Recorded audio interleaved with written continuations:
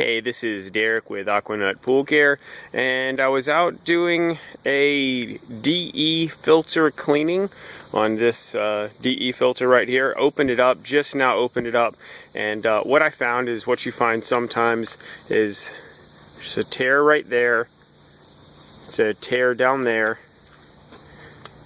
all over here, just about every single grid that I see. A tear in there, tear on that side. Oh wow, this grid is pretty jacked up. So basically, oh yeah, there you go. Look at all these tears.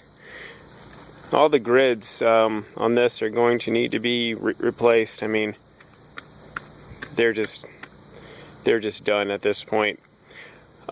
This is not uncommon. It's a little more common when the pool hasn't been taken care of. This is one that we haven't been taken care of.